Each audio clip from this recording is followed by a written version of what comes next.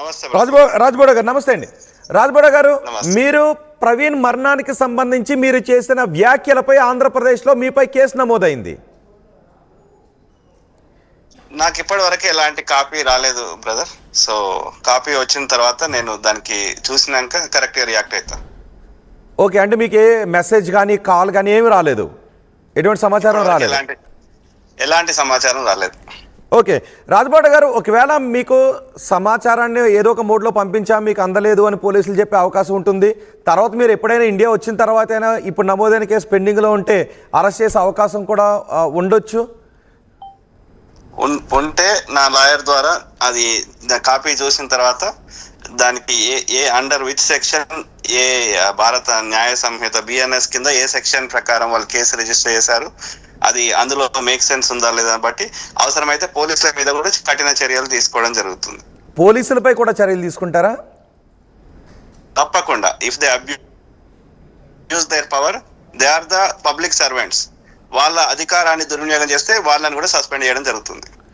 రాజ్బోడ గారు, పోలీసులు ఏం చెప్తున్నారంటే ఈ కేసులో విచారణ జరుగుతుంది, ఎఫ్ఎస్ఎల్ రిపోర్ట్ వచ్చిన తర్వాత పూర్తి వివరాలు వెల్లడిస్తాం, అప్పటి వరకు అసత్యాలు ప్రచారం చేయొద్దు, అసత్యాలు మాట్లాడొద్దు అంటూ ఉన్నారు. కానీ మీరు బీజేపీ పెద్దలపైన ఆరోపణ చేస్తున్నారు, ఆధారాలు ఉన్నాయని అంటూ ఉన్నారు. సో మీరు చట్టాన్ని ఉల్లంఘించారు అనుకోవాల్సిన అవసరం ఉంటుందా? అందుకే పోలీసులు సుమోటోగా కేసు నమోదు చేశారంట. వీటిని నేను స్టార్టింగ్ నుంచి చెప్పాను బ్రదర్, ఇది టిప్స్ లేదా లీడ్స్ అంటారు. మనకు వచ్చిన ఇన్ఫర్మేషన్ షేర్ చేసుకోవడం తప్పు లేదు. రాజ్బోడా చెప్పినా చెప్పకపోయినా పోలీసులు తమ విధిని తాము నిర్వర్తించాల్సి ఉంటుంది. వాళ్ళు అన్ని రిపోర్ట్లు బయట పెట్టాల్సి ఉంటుంది. లక్షల మంది వాళ్ళ అభిప్రాయాలు చెప్తారు, వాళ్ళకి ఎన్ని చెప్పినా దాని టిప్స్ వాటిని అందులో ఏమైనా మేక్ సెన్స్ ఉంటే వాటిని వాడుకోవచ్చు. కానీ పోలీసులు చేసే విచారణకి ఇండివిజువల్ వ్యక్తులు చెప్పేదానికి సంబంధం లేదు. వాళ్ళ ఇండిపెండెంట్ గా వాళ్ళ విచారణ కంటిన్యూ చేయాల్సిందే. రాజ్బోడ గారు, ఒకవేళ పోలీసులు మీకు నోటీసులు పంపిస్తే మీరు ఇండియాకు వస్తారా? మీ దగ్గర ఉన్న ఆధారాలు పట్టుకుని రండి అని మీకు నోటీసులు పంపిస్తే మీరు ఇండియాకు వస్తారా? లేదా మీ పైన ఇలా అసత్యాలు ప్రసారం చేశారు కాబట్టి మీరు విచారణకు హాజరు కండి అని, ఈ రెండు రకాల్లో ఏ నోటీస్ వచ్చినా మీరు ఇండియాకు వస్తారా? ఏ నోటీస్ వచ్చినా మొట్టమొదటిగా నేను చేసేది దాన్ని పూర్తిగా అండర్స్టాండ్ చేసుకున్న తర్వాత నా లాయర్ ద్వారా రెస్పాన్స్ ఇస్తాను. ఓకే, అంటే మీ దగ్గర ఆధారాలు కూడా ఉన్నాయన్నారు కాబట్టి ఒకవేళ ఆధారాలను సబ్మిట్ చేయడానికి రండి అంటే వస్తారా? ఆధారాలు ఉన్నాయన్నా నేను లేవన్నా అనేది అది. రాజ్బోడ గారు చెప్పండి బ్రదర్. అదే, ఒకవేళ ఆధారాలు పట్టుకుని రండి, కేసుకు ఉపయోగపడుతుంది అని మీకు నోటీస్ ఇస్తే, ఎవిడెన్స్ యాక్ట్ కింద దేని కింద మీకు నోటీస్ ఇస్తే వస్తారా? నోటీస్ ఇస్తే నేను నా లాయర్ ద్వారా నేను ఏమన్నా అనేది నేను క్లియర్గా ఎక్స్ప్లెయిన్ చేస్తాను. ఓకే, సో ఇప్పుడు రాజానగరంలో నమోదైన కేసు గురించి ఆ కేసు వివరాలు తెలిసిన తర్వాత రియాక్ట్ అవుతానంటారు, రైట్? Correct correct. ఓకే, అప్పటి వరకు మీరు ఏదైతే మాట్లాడుతూ ఉన్నారో ఆ హత్య కుట్ర పలానా వాళ్ళు అంటూ, ఇకనైనా ఆ వ్యాఖ్యలు ఆపుతారా, లేదంటే మీరు దానిపైనే నిలబడి ఉంటారా? నాకు వచ్చిన ఎలాంటి ఇంకా ఫ్యూచర్ లో ఎలాంటి ఇన్ఫర్మేషన్ వచ్చినా నేను ప్రజల ముందు పెడతాను. ప్రజలని నోరు మూపిస్తా అంటే అట్లా చెల్లదు. అట్లా people have every right to speak. వాళ్ళకి కరెక్ట్ అనిపించింది వాళ్ళ చెప్పడానికి వాళ్ళకి హక్కు ఉంది. సో ఈ కేసులు నోరు ముయించడానికి అని మీరు అనుకుంటూ ఉన్నారా, లేదంటే రూమర్లు స్ప్రెడ్ అవ్వకుండా చేయటానికి అని అనుకుంటున్నారా? రూమర్లు అంటే ఒక రోడ్డు మీద ఒక యాక్సిడెంట్ అయినా, ఎవరైనా హత్య జరిగినా, ఎలాంటి నెగిటివ్ జరిగినా, ఒక వర్షం పడ్డా సరే ప్రజలు తమ అభిప్రాయాలను ఒక్కొక్కరు ఒక్కొక్క విధంగా చెప్తారు. చెప్పినంత మాత్రాన మీ అభిప్రాయం చెప్పొద్దు అంటే మరి పోలీసులు పెట్టిన వాటికి కూడా అది యాక్సిడెంట్ క్రియేట్ చేసే ప్రయత్నం చేసారు, ఆడ దుమ్ము లేసింది అంటే అది దుమ్ము లాగా లేనే లేదు. అట్లా మేము కూడా 100 కేసులు పెట్టగలుగుతాం పోలీసుల మీద. కానీ అంటే ఎఫ్ఎస్ఎల్ రిపోర్ట్ ఇంకా రాలేదు కదా, బహుశా పోలీసులు కూడా ఎఫ్ఎస్ఎల్ రిపోర్ట్ కోసం ఎదురు చూస్తున్నారు, అందుకే పోస్ట్ మార్టం రిపోర్ట్ కూడా ఇవ్వలేదు. ఎఫ్ఎస్ఎల్ రిపోర్ట్ రావడానికి ఇంకా సమయం పడుతుంది. ప్రజలు అది హత్యగా ఉన్నటువంటి ఆధారాల మీద ప్రశ్నలు అడిగితే అతని మీద బైక్ ఎందుకు వచ్చి అట్లా పడుకున్నట్టు ఉంది అంటే మేము ఇంకా విచారణ చేస్తున్నాం అంటాడు. అదే యాక్సిడెంట్ రిలేటెడ్ వచ్చే వరకు మాత్రం అది యాక్సిడెంట్ చెప్పడానికి ఐజీ గారు అట్లనే ఎస్పీ గారు ప్రయత్నం చేశారు 2 సార్లు ప్రెస్ కాన్ఫరెన్స్ పెట్టి. So they are misleading the people. Post mortem కాకముందే శవాన్ని తీసుకోవని చెప్తే కేఏ పాల్ గారు, అమలాపురం ఎంపీ గారు పట్టుబడితే అప్పుడు పోస్ట్ మార్టం చేశారు.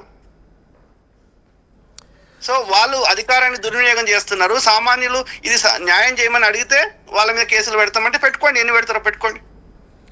సో మీరు ఈ కేసుని లాయర్ ద్వారా ఎదుర్కొంటాను, ఒకవేళ నోటీసులు ఇస్తే ఇక్కడికి వచ్చే అవకాశం అయితే లేదు అంటారు. వస్తారా, లాయర్ ద్వారా రిప్లై ఇస్తారా? ఫస్ట్ థింగ్ బ్రదర్, దేనికైనా ఫస్ట్ మనము ఎక్కడైనా, అది అమెరికాలో ఉండని ఇండియాలో ఉండని, first we respond to the complaint in a legal way through a attorney, ఒక న్యాయవాది ద్వారా మనం రిప్లై ఇస్తాం. ఆ ఇచ్చిన తర్వాత వాళ్ళు నిజంగా అరెస్ట్ చేయాల్సి ఉంటే, ఇప్పుడు ఆర్జీవి గారు ఉండే, ఆయన హైదరాబాద్ దాక్కున్నా ఫామ్ హౌస్ దాక్కున్నా అరెస్ట్ చేసే ప్రయత్నం చేశారు కదా, పోసాని కృష్ణమూర్తి గారిని చేశారు కదా. తర్వాత ఆయన లాయర్ ద్వారా బెయిల్ తీసుకొని మళ్ళీ పోరాడుతున్నారు కదా. So that's the way legal process works. అంటే ఆర్జీవీకి నోటీసులు సర్వ్ చేశారు, ఆర్జీవీ వెళ్ళి విచారణకు హాజరయ్యారు, మాట్లాడొచ్చారు. సో ఇప్పుడు మీకు కూడా నోటీసులు సర్వ్ చేస్తారు కాబట్టి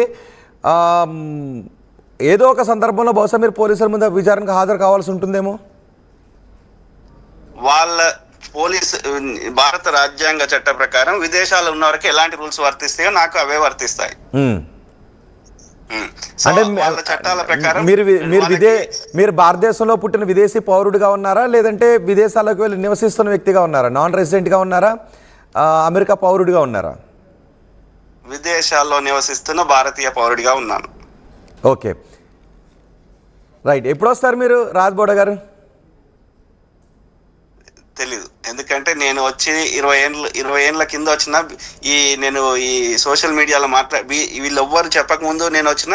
సో వాళ్ళు చెప్తే వస్తా, లేకపోతే లేదు, కానీ నా వీళ్ళని చూసుకొని నేను వస్తా. Right. Thank you very much Rajboda garu, మీపై నమోదైన కేసు గురించి మాట్లాడినందుకు. మొత్తానికి రాజ్బోడాపై కేసు నమోదైంది అని తెలుస్తోంది. ఆంధ్రప్రదేశ్లోని రాజానగరంలో రాజ్బోడాపై కేసు నమోదు చేశారు. ఆయన ప్రవీణ్ మరణానికి సంబంధించి చేస్తున్న వ్యాఖ్యలపై ప్రవీణ్ మరణం కుట్ర అని అంటున్నారు, బీజేపీ పెద్దల హస్తం ఉంది అని రాజ్బోడా అంటూ ఉన్నారు. పోలీసులు చెప్తూ ఉన్నారు ఈ కేసులో ఇంకా పూర్తి వివరాలు వచ్చి ఇన్వెస్టిగేషన్ పూర్తయి పోలీసులు ఈ మరణం గురించి పూర్తి డీటెయిల్స్ చెప్పేంత వరకు ఎవరు కూడా పుకార్లు స్ప్రెడ్ చేయొద్దు అని చెప్తున్నారు. ఒకవేళ అలా ఎవరైనా అశాంతిని కలగజేసే విధంగా పుకార్లు సృష్టిస్తే, అసత్యాలు మాట్లాడితే వాళ్ళపైన చర్యలు తీసుకుంటామని రాజ్బోడా బీజేపీ పెద్దల పేర్లను ఇందులోకి తీసుకొస్తున్నారు. అందుకే రాజ్బోడాపై ఆంధ్రప్రదేశ్ పోలీసులు, రాజానగరం పోలీసులు సుమోటోగా కేసు నమోదు చేశారు. రాజ్బోడా అంటూ ఉన్నారు తను ఇప్పుడు అమెరికాలో ఉన్నాను కాబట్టి తనకి ఇంకా ఎటువంటి సమాచారం అందలేదు. ఒకవేళ మెసేజ్ రూపంలోనో లేదా నోటీస్ రూపంలోనో పేపర్ల రూపంలోనో ఆయనకు ఈ కంప్లైంట్కి సంబంధించిన కేసు గురించిన వివరాలు అందితే ఆ తర్వాత లీగల్గా తన న్యాయవాదితో రియాక్ట్ అవుతాను అని చెప్తున్నారు. సో ఏదైనా కూడా నేను లీగల్గా ప్రొసీడ్ అవుతాను, కానీ ఇలాంటి కేసులు రాజ్యాంగం ప్రకారం వాక్ స్వాతంత్రాన్ని ఉపయోగించుకునే వారి నోరు నొక్కడానికి ఉపయోగిస్తున్న కేసులను రాజ్బోడా అంటున్నారు.